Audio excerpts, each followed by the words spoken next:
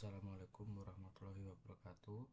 Kami dari kelompok D akan mempresentasikan materi tentang investasi dari mata kuliah Akuntansi Keuangan Menengah 2.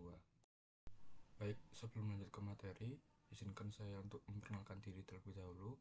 Nama saya Rafael Tirta Aditya dengan NPM akhir 205. Oke, yang pertama adalah akuntansi aset keuangan.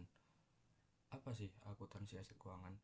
Sebelumnya, aset keuangan itu adalah kas, yang dimana investasi ekuitas dari perusahaan lain yang misalnya saham biasa atau saham preferen atau hak kontraktual untuk menerima kas dari pihak lain, misalnya pinjaman, piutang, dan obligasi. Saya akan menjelaskan tentang dasar pengukuran. Yang pertama ada aset keuangan. Nah, dua kriteria utama dalam aset keuangan. Yang pertama ada modal bisnis. Di sini modal bisnis ini ditahan, dijual, atau trading. Yang kedua ada arus kas kontraktual yang memiliki rumus pokok plus bunga. Kemudian masuk ke metode pengukuran. Biaya diamortisasi, nilai wajar, ekuitas yang umumnya nilainya wajar. Bisa dilihat di gambar yang sudah saya cantumkan untuk lebih jelasnya. Klasifikasi investasi uang. Ada HFC, Held for Collection atau biaya diamortisasi. Kemudian HFCS, Held for Collection and Sale, nilai wajar OCL. Trading atau nilai wajar laba rugi. Berikut juga gambar yang telah saya cantumkan.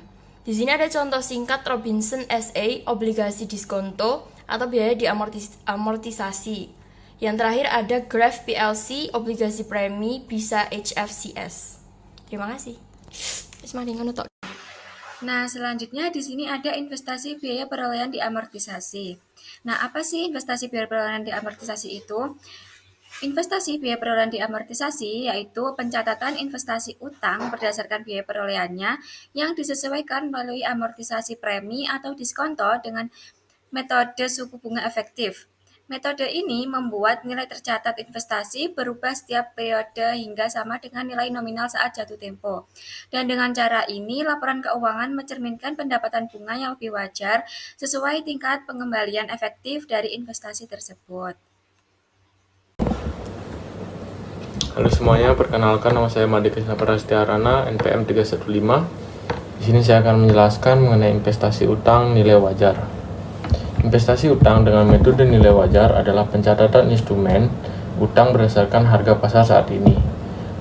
Perubahan nilai wajar diakui baik ke laba rugi maupun ke penghasilan komprehensif lain, tergantung klasifikasinya. Metode ini mencerminkan nilai terkini dari investasi sehingga lebih relevan untuk pengambilan keputusan.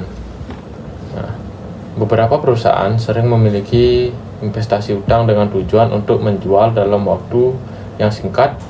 Investasi utang ini sering disebut sebagai investasi perdagangan atau trading investment, karena perusahaan sering membeli dan menjual investasi tersebut untuk menghasilkan keuntungan dalam jangka pendek dari selisih harga.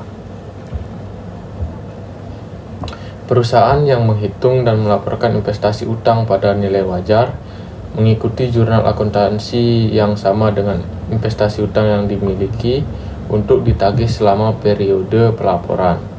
Artinya, utang tersebut dicatat pada biaya perolehan diamortisasi. Namun, pada setiap tanggal pelaporan, perusahaan menyesuaikan biaya perolehan diamortisasi ke nilai wajar dengan keuntungan atau kerugian akibat pemilikan yang belum direalisasikan dan dilaporkan sebagai bagian dari laba neto. Contoh sederhana yaitu perusahaan membeli obligasi sebesar 100 juta. Pada akhir tahun, nilai wajarnya turun menjadi 95 juta. Jika klasifikasi FVTPL, rugi sebesar 5 juta dicatat di laporan laba rugi. Jika diklasifikasi menjadi FVOCI, rugi 5 juta dicatat di ekuitas atau OCI.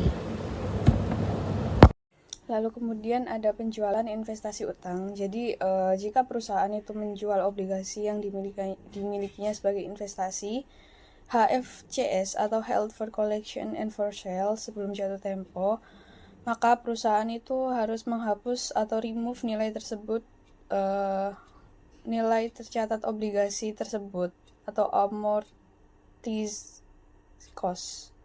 Nah, jika harga jual lebih rendah dari amortized cost, maka timbul kerugian atau loss. Contohnya, diketahui nilai tercatat amortized cost-nya itu ada 94.214, lalu harga jualnya dia itu di 90.000, jadi kerugiannya itu ada 4.214. Nah, jurnal untuk mencatatnya itu ada cash di sebelah debit sama loss on sale of investment di sebelah debit. Cashnya sebesar 90.000 dan loss on sale of investmentnya itu ada 4.214. Lalu di sebelah kreditnya ada debt investment sebesar 94.214. Nah, untuk pada akhir periode investasi dicatat sebesar nilai wajar. Jadi jika nilai wajar turun, maka timbul kerugian sebelum terrealisasi. Lalu kemudian kerugian ini dicatat di Other Comprehensive Income atau OCI, bukan laba rugi. Contohnya diketahui amortis cost-nya itu ada 200.000, lalu fair value-nya itu ada 195.000, unrealized loss-nya itu ada 5.000, dan saldo akun penyesuaian sebelumnya itu di sebelah kredit ada 9.537, lalu jadinya selisih antara unrealized loss dengan saldo akun penyesuaian lama itu dikurangi menghasilkan 4.537.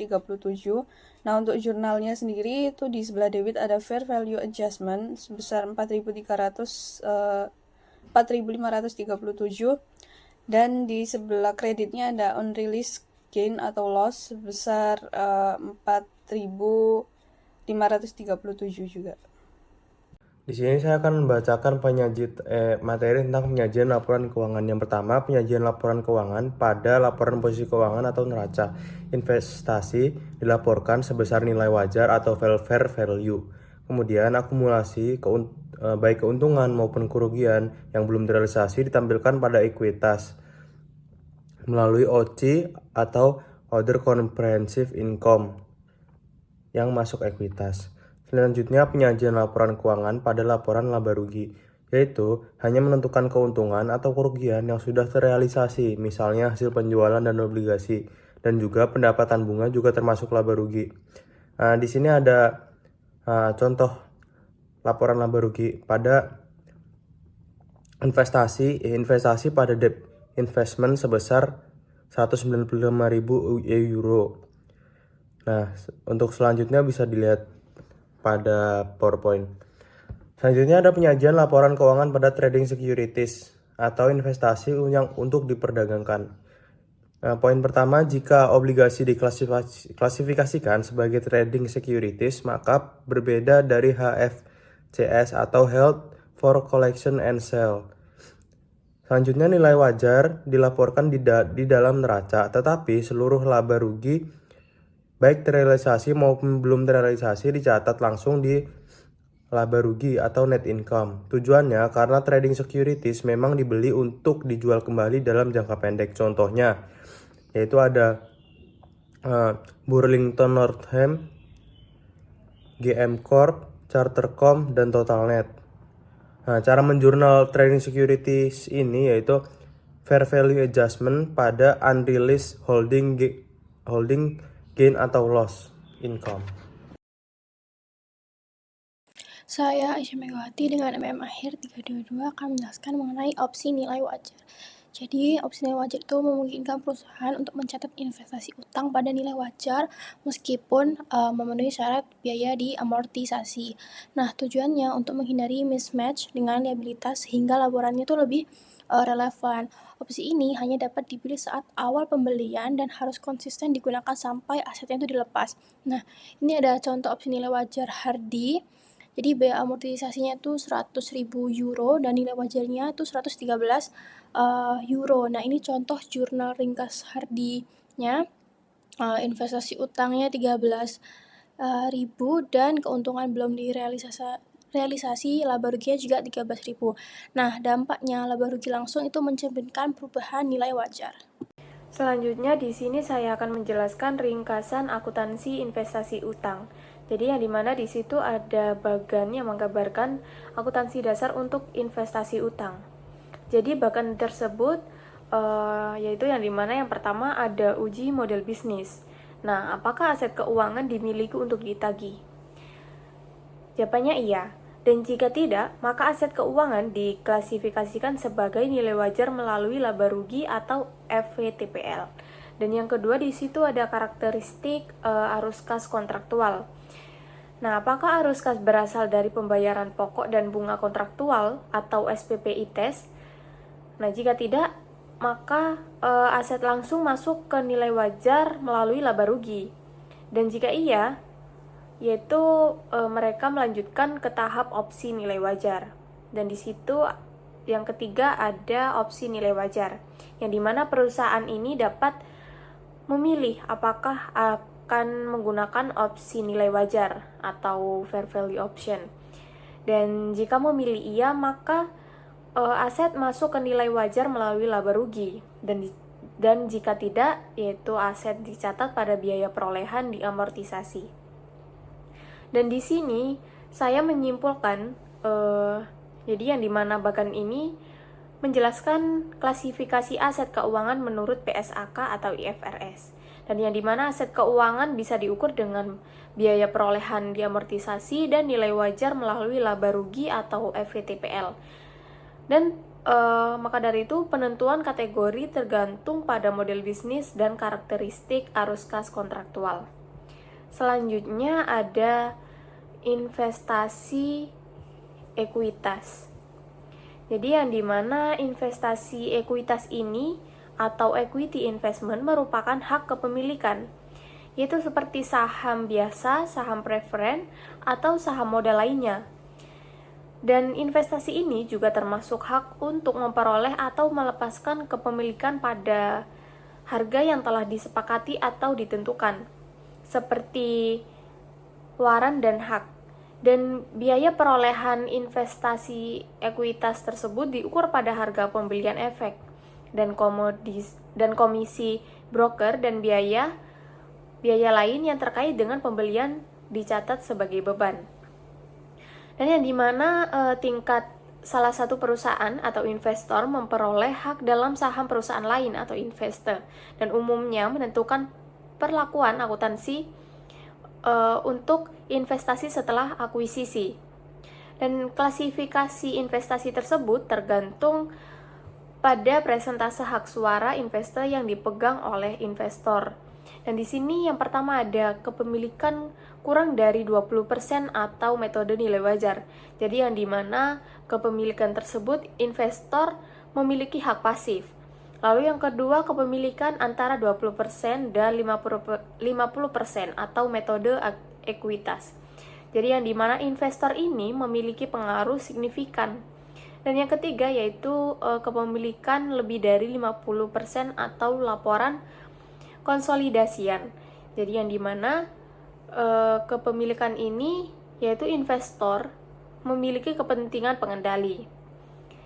Dan tersebut adalah menunjukkan tingkat kepentingan atau pengaruh dan metode penilaian dan pelaporan yang harus diterapkan perusahaan untuk investasi tersebut.